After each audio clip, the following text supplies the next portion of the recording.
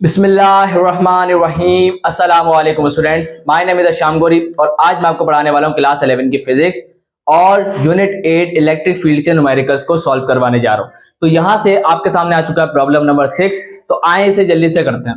Student यहाँ बताया आपके सामने एक डायग्राम शो हुई है, सही है। तो ये आपके सामने डायग्राम मैंने बनाई है। ये एक पॉजिटिव चार्ज है, ये एक नेगेटिव चार्ज है।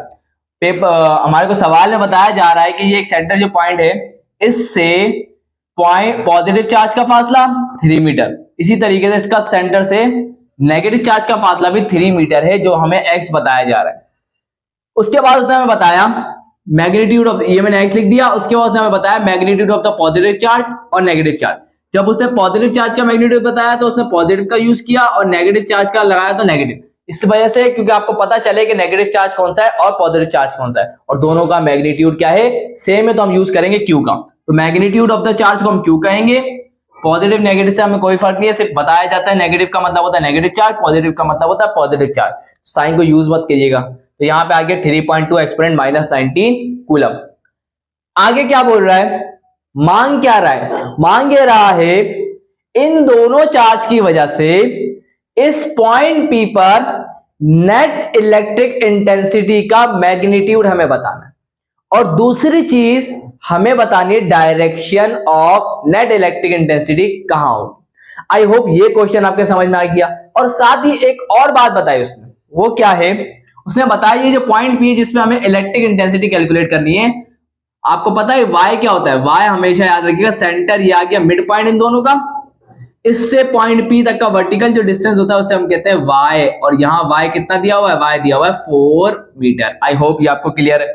चले भाई, अब ये जो डेटा है ना, इसको देखने के बाद आपके जहन में फौरन एक सवाल आएगा, सर हमने एक टॉपिक पढ़ा था electric field due to two charges, बिल्कुल पढ़ा था।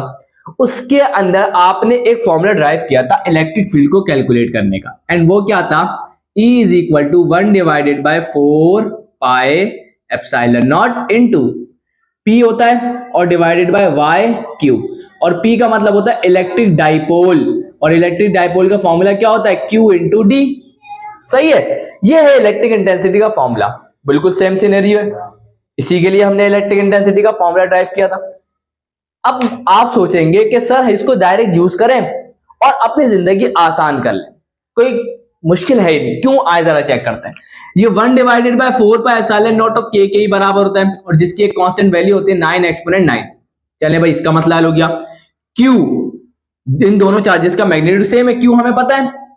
Distance between the charges, d क्या होता है, डिस्टेंस बिटवीन द चार्जेस। तो इन दोनों चार्जेस के दरमियान डिस्टेंस कितना होगा, सेंटर से इसका फासला 3 मीटर, सेंटर से इसका फासला 3 मीटर, 3 और 3 कितना होगा 6। तो हमें डिस्टेंस बिटवीन द चार्जेस भी पता है। और तीसरी चीज y, और y भी हमें पता है। तो सारी चीजें हमें नोन है, इसमें वैल्यूज को पुट करें, आंसर आ जाएगा। ऐसा ही है ना, आपके जहन में फौरन ये आएगा सवाल और आप सॉल्व भी कर लेंगे, आंसर भी निकाल लेंगे। और फिर आप कहेंगे सर आंसर बुक से मैच नहीं हो रहा, थोड़ा फर्क आ रहा है, 2 या 1 वैल्यू का फर्क आ रहा है। तो आप समझेंगे कि शायद बुक ने मिस्टेक कर दी है। असल में बुक ने कोई मिस्टेक नहीं करी, असल में मिस्टेक हमारी है। क्या है, सुनिएगा बहुत ध्यान से। स्टूडेंट जब ये आपने फॉर्मूला ड्राइव किया था उससे पहले, इस स्टेप से पहले एक लाइन लिखी थी आप लोगों ने, अगर आपको याद हो वो लाइन क्या होती है, वो लाइन होती है अगर तो, सुनते जाइएगा बहुत ध्यान से, अगर तो d की वैल्यू, d क्या है, distance between the two charges, अगर ये बहुत स्मॉल है किसके मुकाबले में, y के मुकाबले में, तो फिर आप लोगों ने क्या किया था, एक टर्म को निगलेक्ट किया था। सही है, कुछ ना कुछ निगलेक्ट किया था, मुझे भी फिलहाल याद नहीं आ रहा क्योंकि डेरिवेशन करता हूं तो उस वक्त नजर आती है चीज। तो उस वक्त आपने कुछ निगलेक्ट करके उसके बाद ये फॉर्म बना दी थी। क्लियर, चले भाई। तो अब ये कंडीशन क्या यहाँ सेटिस्फाई हो रही है, आइए जरा चेक करें। डिस्टेंस बिटवीन द चार्जेस मैंने आपको अभी बताया ये कितना निकल रहा है, दैट इज 6 मीटर।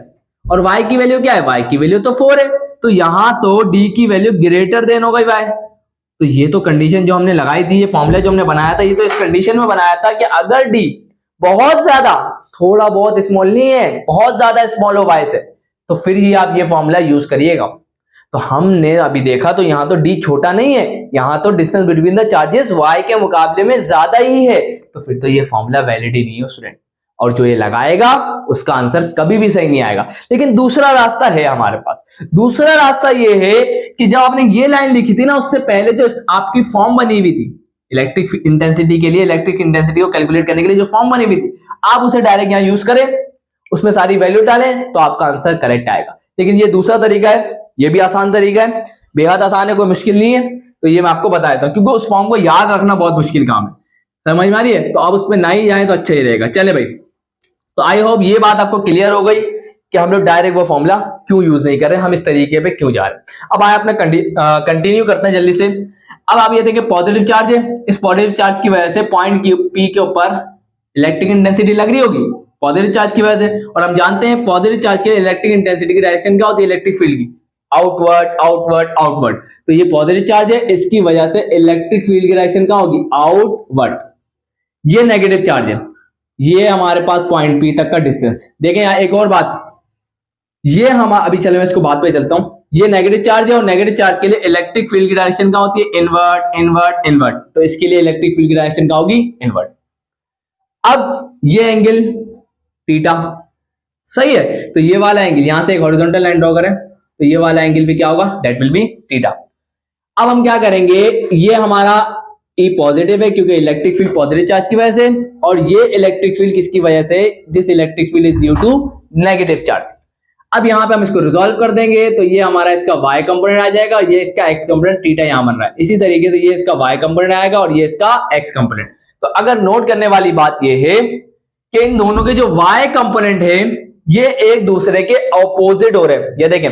और आपको बता दूं क्योंकि दोनों चार्जेस का मैग्नीट्यूड सेम है, जिस वजह से पॉइंट P पे इनकी इलेक्ट्रिक इंटेंसिटी सेम होगी मैग्नीट्यूड के हिसाब से। सुनते रहिएगा बहुत ध्यान से। तो जिस वजह से ये दोनों अपोजिट होने की वजह से और साथ ही साथ सेम मैग्नीट्यूड होने की वजह से ये दोनों एक दूसरे को कैंसिल कर देंगे, ये नेट इलेक्ट्रिक इंटेंसिटी के अंदर पार्टिसिपेट नहीं करेंगे। तो सवाल पैदा ये होता है, तो फिर नेट इलेक्ट्रिक इंटेंसिटी है तो किसकी वजह से? तो अगर आप गौर करें इन दोनों के जो x कंपोनेंट है वो सेम डायरेक्शन में आ रहे हैं, चेक करें जरा, they are in the same direction. Same direction में तो वेक्टर्स की जब हम नेट निकालते हैं तो उनको ऐड कर देते हैं। तो जरा यहां चेक करिएगा, यही बात मैंने यहां मेंशन कर दी। y कंपोनेंट जो इलेक्ट्रिक इंटेंसिटी के हैं वो कोई काम नहीं करेंगे, तो नेट इलेक्ट्रिक इंटेंसिटी किसकी वजह से होगी, वो सिर्फ x कंपोनेंट की वजह से होगी। तो उन दोनों कंपोनेंट को आप क्या कर देंगे, ऐड, क्योंकि पॉजिटिव x है, x हटाते तो cos थीटा आ जाता, तो बन जाएगा e positive cos theta, e negative cos theta, और नेट के लिए हम ऐड कर देंगे क्योंकि सेम डायरेक्शन में। आई होप ये बात आपको क्लियर हो गई। जब डेरिवेशन कराऊंगा तो ये और बातें क्लियर हो जाएंगी, सिर्फ न्यूमेरिकल के पॉइंट ऑफ व्यू से इतनी बात आपको मैंने बता दी। अब देखिए ये मैं आपको बता दूं, E पॉजिटिव और E नेगेटिव ये आपस में मैग्नीट्यूड के हिसाब से बराबर है। पॉजिटिव लगाने की वजह क्या है, सिर्फ बता रहे हैं कि पॉजिटिव की वजह से और ये नेगेटिव, क्योंकि दोनों चार्ज का मैग्नीट्यूड सेम था तो जिस वजह से इनकी इलेक्ट्रिक इंटेंसिटी भी बराबर होगी। तो हम E पॉजिटिव E नेगेटिव ये E के ही बराबर है, तो दोनों को ऐड कर दें, एक और एक कितने होगा, 2, तो ये बन जाएगा 2E cos थीटा के बराबर आ गया क्या, नेट इलेक्ट्रिक इंटेंसिटी। आई होप ये भी बात बेहतरीन तरीके से क्लियर हो गई, कोई मसला नहीं है। अब सर क्या करें, तो भाई देखें स्टूडेंट, ये जो इलेक्ट्रिक इंटेंसिटी है हमें पता है इसका एक फॉर्मूला होता है, और आपने पढ़ा होगा electric intensity due to an isolated point charge. एक अकेले चार्ज की वजह से इलेक्ट्रिक इंटेंसिटी कितनी होती है, दैट इज kq/r² के बराबर होती है। ये r क्या होता है सर, बहुत जल्दी से समझा देता हूं स्टूडेंट। इस केस में क्या होता है, पॉइंट चार्ज होता है, वो इस पॉइंट चार्ज की वजह से इलेक्ट्रिक फील्ड होगी, कुछ ना कुछ होगी ना, बिल्कुल। तो ये सपोज करें मैंने एक पॉइंट मान लिया, दिस इज पॉइंट P। अब मैं चाहता हूं इस पॉइंट P पे इलेक्ट्रिक इंटेंसिटी को कैलकुलेट करना, तो मैं यहां से एक लाइन ड्रॉ करूंगा पॉइंट P तक की, उस डिस्टेंस को मैं कहता हूं r। आइए जरा अपने डायग्राम पे गौर करें, ये हमारा चार्ज है, इस चार्ज की वजह से हम चाहते हैं इस पॉइंट P पे इलेक्ट्रिक इंटेंसिटी को कैलकुलेट करना। तो फिर इस चार्ज की वजह से ये पॉइंट से लेके इस चार्ज तक का डिस्टेंस क्या बन जाएगा, r बन जाएगा। तो यहां पर ये r है, इसी तरीके से ये भी वही चार्ज है सेम मैग्नीट्यूड का, तो यहां से लेके यहां तक का डिस्टेंस क्या बन जाएगा, दैट विल आल्सो r। यहां तक की बातें क्लियर है ना। चले भाई आ जाए जरा अपनी कहानी पे आ जाते हैं। चले भाई, तो यहां पे तो हम यहां पुट कर देंगे नेट इलेक्ट्रिक इंटेंसिटी बराबर आ जाएगी किसके, 2 इंटू के क्यू ओवर आर स्क्वायर के बराबर, और उसके बाद कॉस थीटा। अब स्टूडेंट कॉस थीटा किसके बराबर होगा, यहीं पे लिख देता हूं। हम जानते हैं कॉस थीटा क्या होता है, कॉस थीटा बराबर होता है करली ब्राउन हेयर के, है ना। तो करली ब्राउन हेयर, सही है। अब आ जाए इस ट्राइंगल की बेस, कोई भी एक ट्राइंगल ले लें, जरूरी नहीं है कि आप ये वाला ट्राइंगल लें, नहीं आप ये वाला भी ले सकते हैं। क्लियर, चले भाई फिलहाल तो ये वाला ले लें। एंगल के सामने परपेंडिकुलर, 90 डिग्री के सामने हाइपोटेन्यूज और बचा बेस। तो इस ट्राइंगल की बेस को हमने x कहा हुआ है, तो यहां जरा चेक करिएगा, इस ट्राइंगल की बेस को हमने कहा हुआ x, और इस ट्राइंगल का ये हाइपोटेन्यूज है, और इस हाइपोटेन्यूज को हमने क्या कहा हुआ r, तो ये आ जाएगा r।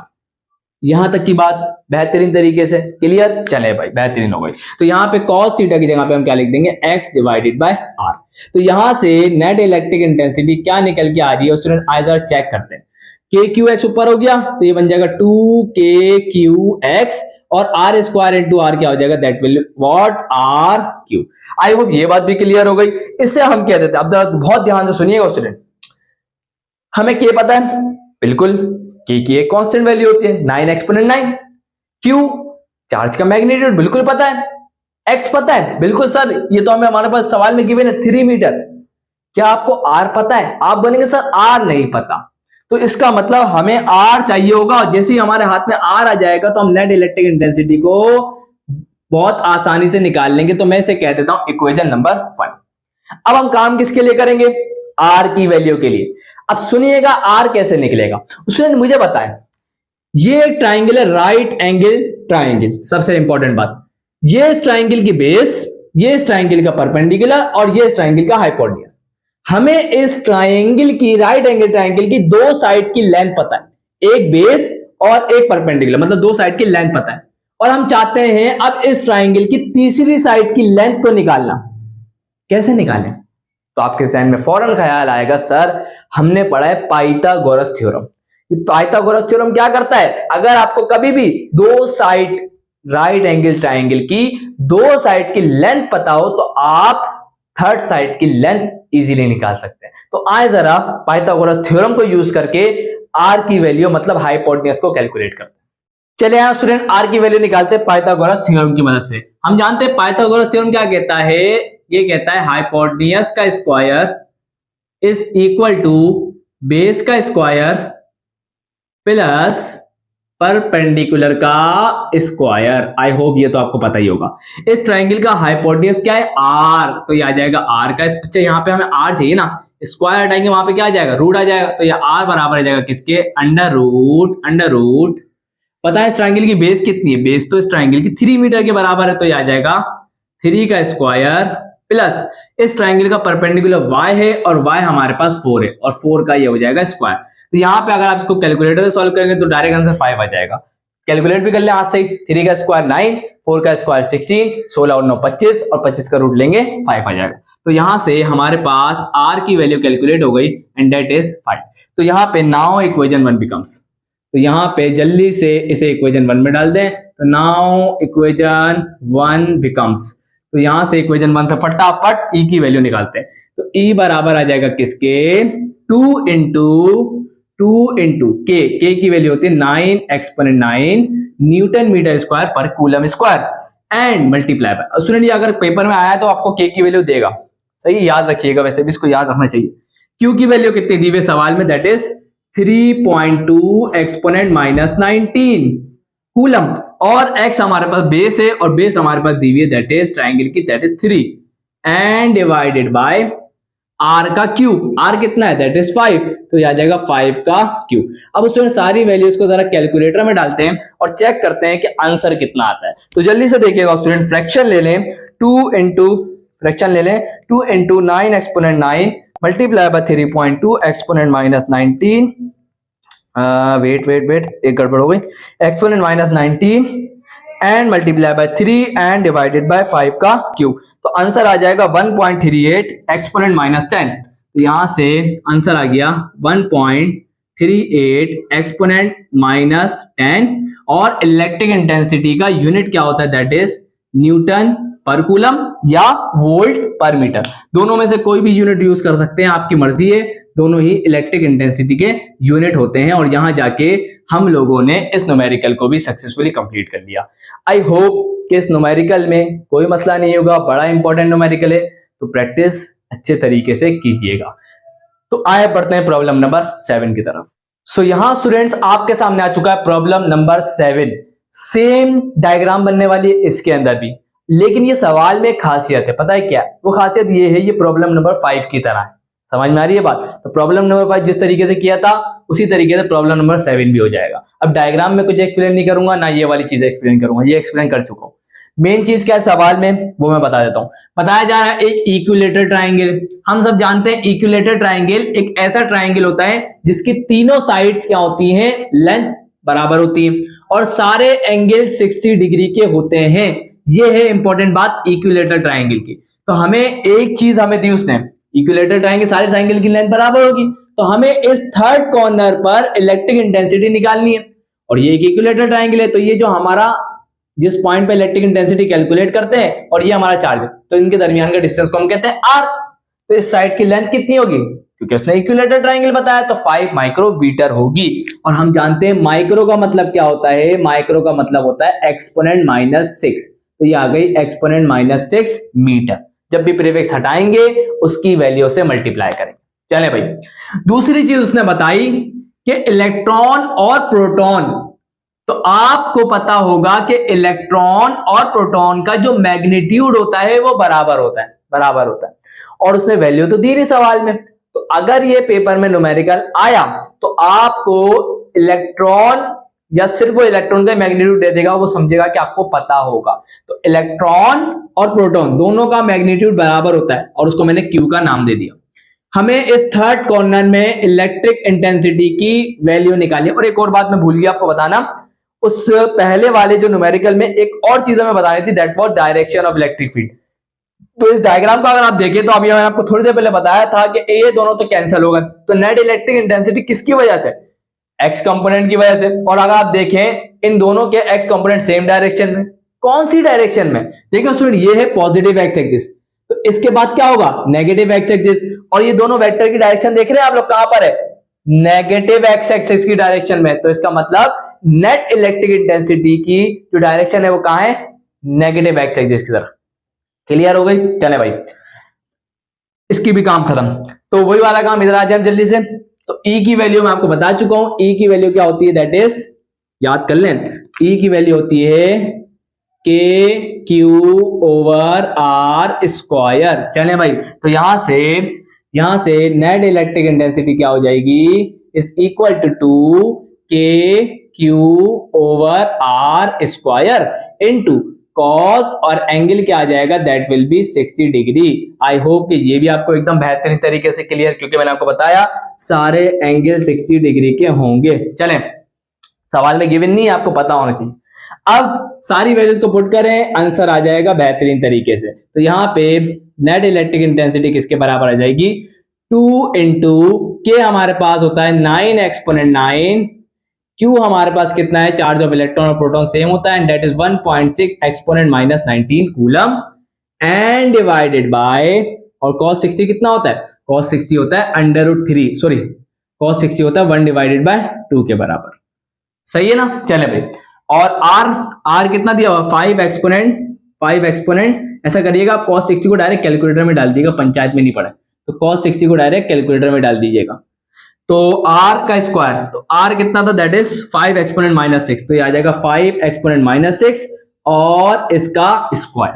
तो बस कैलकुलेटर का काम है, तो बस कैलकुलेटर में वैल्यू डाले, आंसर आ जाएगा। तो यहाँ पे फ्रैक्शन ले लें, 2 into 9 exponent 9 multiply bye 1.6 exponent -19 and multiply bye cos 60 degree and divided bye bracket 5 exponent -6 और इसका स्क्वायर। तो वैल्यू निकल के आएगी 57.6। तो यहां से हमारे पास नेट इलेक्ट्रिक इंटेंसिटी निकल के आ रही है स्टूडेंट 57.6, और यूनिट क्या होगा? दैट विल बी न्यूटन पर कूलम, या आप कह सकते हैं वोल्ट पर मीटर। तो यहां जाके स्टूडेंट ये न्यूमेरिकल भी हम लोगों ने सक्सेसफुली कंप्लीट कर लिया।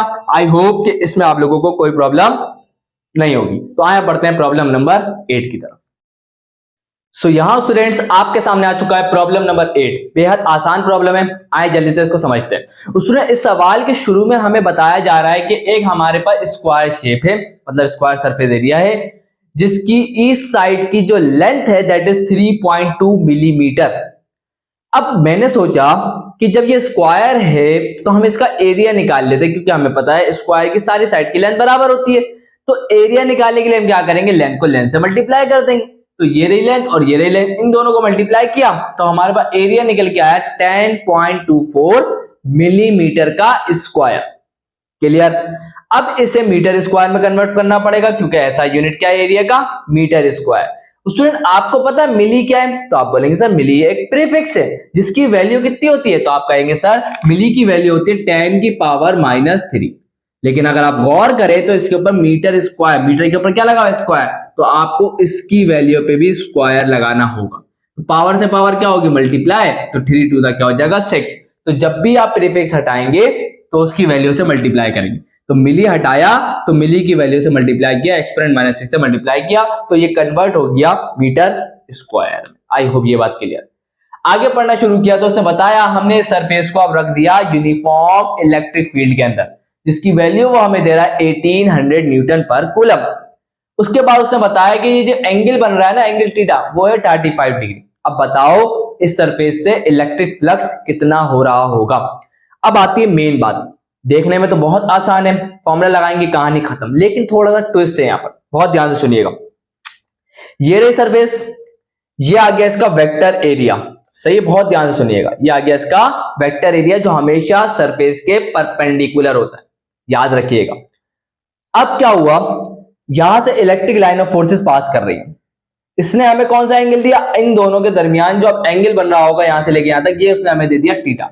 लेकिन हमें कौन सा एंगल चाहिए था, याद रखिएगा हमें यह वाला, इलेक्ट्रिक लाइन ऑफ फोर्सेस पास कर रही है, तो ये जो बाहर निकल रहा है ये भी बाहर निकल रहा है, इन दोनों के दरमियान वाला एंगल जो होता है उसे हम कहते हैं, इस फॉर्मूले में जो थीटा आता है उसको हम कहते हैं ये वाला एंगल। लेकिन इसने हमें क्या करके दिया, बहुत ध्यान से सुनिएगा। इसने देखें ये इलेक्ट्रिक लाइन ऑफ फोर्स इस सरफेस से क्रॉस करी, ये इस सरफेस का वेक्टर एरिया, तो इन दोनों के दरमियान जो एंगल है वो थीटा है, लेकिन हमें ये वाला नहीं, देखें ये अंदर जा रहा है ये इधर जा रहा है, तो इन दोनों के दरमियान का एंगल यहां नहीं आएगा, तो यहाँ पे कौन सा एंगल आएगा, ये देखें ये बाहर निकल रहा है, ये भी बाहर निकल रहा है, ये भी बाहर निकल रहा है। अब इन दोनों के दरमियान जो एंगल होगा वो आता है इस फॉर्मूले के अंदर, तो हमें वो एंगल कैलकुलेट करना होगा जिसको मैंने अल्फा का नाम दिया। अब आपको एक और छोटी सी बात पता होनी चाहिए, आपको पता है कि स्ट्रेट लाइन जो मैं बना रहा हूं इसका पूरा एंगल कितना होता है, हम इसको कहते हैं 180 डिग्री कहते हैं। कितना कहते हैं, 180 डिग्री। एक स्ट्रेट लाइन का पूरा एंगल 180 होता है। तो जरा गौर फरमाइएगा, ये भी तो इलेक्ट्रिक लाइन है, पूरी लाइन है, तो इसका पूरा एंगल कितना होगा, 180 डिग्री। लेकिन हमें तो सिर्फ ये अल्फा चाहिए, तो थोड़ा गौर करने के बाद ये बात पता चली कि अगर हम इस 180 में से इस थीटा को माइनस कर दें तो हमें ये अल्फा मिल जाएगा, बचा हुआ एंगल।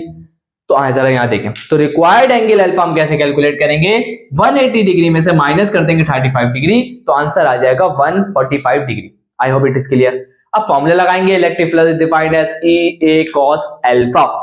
E की वैल्यू आ गई, A की वैल्यू आ गई, cos अल्फा की वैल्यू 145। कैलकुलेटर में डालेंगे, आंसर आएगा माइनस का 0.015, जिसे आप एक्सपोनेंट में लिखेंगे तो बन जाएगा 1.5 एक्सपोनेंट -2, और यूनिट यहां से लिख लेंगे। इलेक्ट्रिक फील्ड का यूनिट होता है न्यूटन पर कूलम, एरिया का यूनिट होता है मीटर स्क्वायर, तो यूनिट बन जाएगा न्यूटन मीटर स्क्वायर पर कूलम। और यहां जाके ये आसान सा न्यूमेरिकल स्टूडेंट कंप्लीट हो गया। आई होप कि ये न्यूमेरिकल आप लोगों को अच्छे तरीके से समझ में आ गया होगा। तो आया पढ़ते हैं प्रॉब्लम नंबर 9 की तरफ। सो यहां स्टूडेंट्स आपके सामने आ चुका है प्रॉब्लम नंबर 9। ये भी बड़ा इंटरेस्टिंग प्रॉब्लम है और इंपॉर्टेंट प्रॉब्लम भी है, तो लाजमी कर लीजिएगा। तो यहाँ पे स्टूडेंट हमारे पास कुछ ऐसी सिचुएशन है कि ये हमारे पास नेगेटिव प्लेट है और ये हमारे पास पॉजिटिव प्लेट है। नेगेटिव पोटेंशियल क्या बोलते हैं, यहाँ पे एक इलेक्ट्रॉन है जो नेगेटिव प्लेट से पॉजिटिव प्लेट की तरफ जाएगा। बहुत ध्यान से सुनिएगा, नेगेटिव प्लेट से पॉजिटिव प्लेट की तरफ जाएगा, और इन दोनों प्लेट्स के दरमियान जो डिस्टेंस है वो है 2 सेंटीमीटर का, जिसको हमने H का नाम दिया हुआ है बुक के सवाल के अंदर। एंड बताया जा रहा है कि पॉजिटिव प्लेट का जो पोटेंशियल है relative to the negative potential वो हमें दिया जा रहा है 2400 वोल्ट्स। इसका मतलब ये हमें पोटेंशियल डिफरेंस दे रहे हैं, ना कि इसका पोटेंशियल। ये कहलाता है पोटेंशियल डिफरेंस इन दोनों पोटेंशियल। तो यहाँ पे पोटेंशियल डिफरेंस को हम कहते हैं डेल्टा वी, एंड वो हमें दिया जा रहा है 2400 वोल्ट्स का। मांग क्या रहा है? मांग रहा है how long does the electron take to reach it. तो यहाँ पे इलेक्ट्रॉन नेगेटिव प्लेट से पॉजिटिव प्लेट तक पहुंचने में कितना टाइम लगाएगा वो हमें निकालना है। लेकिन अगर आप बुक के अंदर आंसर देखें तो वो तो सिर्फ इलेक्ट्रिक फील्ड निकाली, छोड़ दिया। टाइम कौन बताएगा भाई? टाइम कौन बताएगा? तो आए जरा इसको आपको एक कहानी सुनाता हूं ताकि आपको समझ में आ जाए कि हमें करना है क्या। देखिए, आपको अगर इसके डेटा पे गौर करें तो आपको सिर्फ दो ही चीजें पता है। पहले मैं इसको कन्वर्ट भी कर देता हूं। 2 सेंटीमीटर ना, तो यहां पे आपको मैंने अभी थोड़ी देर पहले बताया था सेंटी क्या होता है। सेंटी की एक प्रीफिक्स है जिसकी वैल्यू होती है -2, 10 की पावर -2, और मीटर की पावर 1 है तो वही रहेगा। तो हम प्रीफिक्स हटाते हैं तो उसकी वैल्यू से मल्टीप्लाई करते हैं, तो ये किस में आ जाएगा? मीटर में। और इसको हम लिख सकते हैं 0.02 मीटर। चले भाई, आप एक्सपोनेंट में लिखना चाहते हैं एक्सपोनेंट में लिख लें, डेसिमल में लिखना चाहते हैं डेसिमल में लिख लें। चले भाई, अब कहानी सुन ले, क्या बोलना चाह रहा हूं। देखिए भाई, इस डेटा को देखने के बाद आपके जहन में क्या चीज आ रही है? इससे इन दोनों को देख के, इसको तो अभी छोड़ दें। अब यहां पे आपके जहन में एक फॉर्मूला आएगा, पता है क्या? देखिएगा जरा, यहां पर आपके जहन में एक फॉर्मूला आएगा, electric field is defined as. तो स्टूडेंट, याद है आपको, आपने एक रिलेशन पढ़ा होगा, relation between electric intensity and potential difference, जिसको आप एक टॉपिक के नाम से जानते हैं, electric field as potential gradient. तो यहां पे बहुत ध्यान से सुनिएगा, मैं इसको लिखने जा रहा हूं, इलेक्ट्रिक फील्ड इज क्या है? Potential gradient. पोटेंशियल ग्रेडियंट का मतलब क्या होता है? पोटेंशियल का मतलब होता है पोटेंशियल डिफरेंस, और ग्रेडियंट का मतलब होता है समथिंग डिवाइडेड बाय डिस्टेंस। तो यहां पे हम इसको डिस्टेंस से डिवाइड करेंगे तो ये बन जाएगा electric field as potential gradient. जब भी आप ग्रेडियंट का वर्ड सुनेंगे तो याद रखिएगा, इसका मतलब होता है something divided by distance. Clear? चले भाई, अब अगर आप देखें आपके पास पोटेंशियल डिफरेंस है, बिल्कुल है।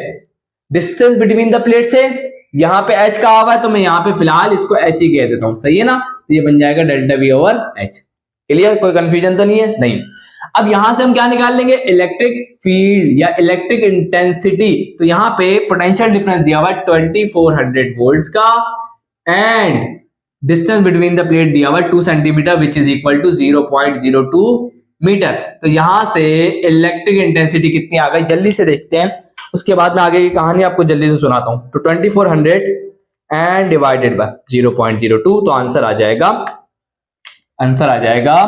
1 1 2 3 4 5, तो ये बन जाएगा 1.2 एक्सपोनेंट 5, एंड यूनिट क्या आएगा? दैट विल बी न्यूटन पर कूलम, या आप वोल्ट पर मीटर भी लिख सकते हैं, ये आपकी मर्जी है। अब क्या करें सर? देखिए, ये तो आ गया इलेक्ट्रिक फील्ड। सवाल में मतलब आपके बुक के अंदर जो आंसर है वो सिर्फ यहीं तक का होगा, इसके आगे का उसने सॉल्व नहीं किया, जबकि हमें तो टाइम निकालना है। अब आपको पता है इलेक्ट्रिक फील्ड को इस और एक और तरीके से डिफाइन किया जाता है। कैसे? Electric field is defined as, electric field is defined as. Student, याद है आपको इलेक्ट्रिक फील्ड को हम कैसे डिफाइन करते हैं? एक और तरीका क्या है? Electric field is defined as force experience per unit test charge. I hope it is clear. अब यहाँ टेस्ट चार्ज कौन है? यहाँ पे टेस्ट चार्ज इलेक्ट्रॉन है जो फोर्स को फील करेगा। तो यहाँ पे तो हम क्या करेंगे, यहाँ पे आएगा मैग्नीट्यूड ऑफ द चार्ज। अगर ये पेपर में क्वेश्चन आया तो आपके पास मैग्नीट्यूड ऑफ द इलेक्ट्रॉन दिया जाएगा। तो यहां से आप निकाल लें फोर्स। तो फोर्स किसके बराबर आ जाएगा? फोर्स बराबर है क्यू नॉट, या डिवाइड है वहां जाके ई से मल्टीप्लाई होगा, तो ये बन जाएगा ई इंटू क्यू नॉट। सही है, आप क्यू नॉट नहीं लिखें, आप लिखें इलेक्ट्रॉन। क्यू ई का मतलब चार्ज ऑफ इलेक्ट्रॉन, ताकि आपको पता चले कि किसका चार्ज है। इलेक्ट्रिक फील्ड की वैल्यू निकल के आई थी क्या? 1.2 एक्सपोनेंट 5, एंड इलेक्ट्रॉन का चार्ज कितना होता है? That is 1.6 exponent -19 coulomb. तो यहां से हमारे पास फोर्स क्या निकल के आएगी, जरा चेक करते हैं स्टूडेंट। तो यहां से 1.2 एक्सपोनेंट 5 मल्टीप्लाई बाय 1.6 एक्सपोनेंट -19। तो आंसर निकल के आ रहा है 1.92 एक्सपोनेंट -14 एंड यूनिट क्या आएगा फोर्स का, that will Newton. I hope it is clear. तो यहां से फोर्स आ गई। अब आपके जहन में सवाल आएगा, सर ये क्या कर रहे हैं आप, हमें तो कुछ समझ ही नहीं आ रहा है ना। तो भाई देखिए, डेटा के हिसाब से हमने इलेक्ट्रिक फील्ड का फॉर्मूला यूज किया, ये वाला। यहां से हम क्या कैलकुलेट कर सकते थे, यहां से हम इलेक्ट्रिक फील्ड कैलकुलेट कर सकते थे। अब हमने सोचा इलेक्ट्रिक फील्ड निकल गई, अब हम इससे क्या कैलकुलेट कर सकते हैं, इससे हम लोग फोर्स कैलकुलेट कर सकते हैं। अब हम सोचेंगे फोर्स से क्या कैलकुलेट कर सकते हैं, तो आप बोलेंगे सर फोर्स से हम लोग ऐसे रिलेशन कैलकुलेट कर सकते हैं। समझ में आ रही है बात। और ऐसे रिलेशन के जरिए हम इक्वेशन ऑफ मोशन को यूज करके हम लोग टाइम को कैलकुलेट कर सकते हैं। तो बस दो चीजें और करनी है, तो इसे नोट करें। मैं आगे वाले बोर्ड पे जाके आप लोगों को फोर्स निकलवा देता हूं, क्योंकि फोर्स का फॉर्मूला आप जानते हैं, F = ma होता है। तो वहां से ऐसे रिलेशन को अरेंज करेंगे तो बन जाएगा F/m। और मास किसका आएगा, इलेक्ट्रॉन का। तो मैं डेटा में ऐड कर दूंगा, पेपर में जब आएगा तो सब कुछ गिवन होगा। चले भाई, मैंने यहां से F को कैलकुलेट किया। हम जानते हैं A को कैलकुलेट किया, तो हम जानते हैं F = ma होता है। तो A के लिए अरेंज करेंगे तो m यहाँ मल्टीप्लाई यहाँ के डिवाइड हो जाएगा। फोर्स हम अभी कैलकुलेट करके आ चुके हैं, और मास ऑफ इलेक्ट्रॉन एक कांस्टेंट वैल्यू होती है 9.11 एक्सपोनेंट -31। इन दोनों को डिवाइड करेंगे तो आंसर आएगा 2.1 एक्सपोनेंट 16 और मीटर पर सेकंड स्क्वायर इसका यूनिट होता है। अब आखिरी काम जो हमारा मेन काम था वो था टाइम।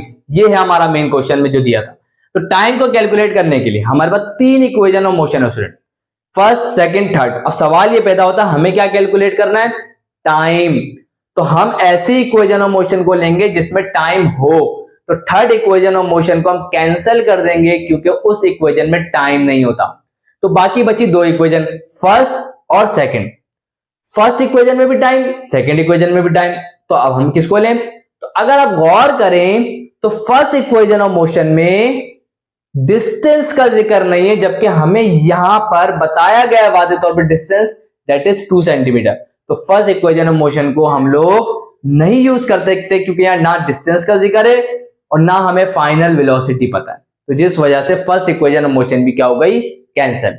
बची कौन सी, बची सिर्फ एक, second equation of motion, and that is, आपको पता है क्या होती है second equation of motion, S = VIT plus ½ AT²। I hope it is clear. अब स्टूडेंट आपको पता है इनिशियली इलेक्ट्रॉन रेस्ट पर होगा, क्योंकि वो स्टार्ट होगा नेगेटिव प्लेट से, तो रेस्ट से स्टार्ट होकर फिर मूव करेगा। तो यहाँ पे इनिशियल वेलोसिटी आप लिख दीजिएगा डेटा के अंदर, इनिशियल वेलोसिटी क्या है, दैट इज 0 मीटर पर सेकंड। चले भाई, तो यहाँ पे S जो है ना वो h है। तो डिस्टेंस आगे आप क्या करना है, इस S को मैं क्या लिख सकता हूँ, h लिख सकता हूँ, क्योंकि हमारी इस कंडीशन में जो डिस्टेंस है उसको h हाइट है वो।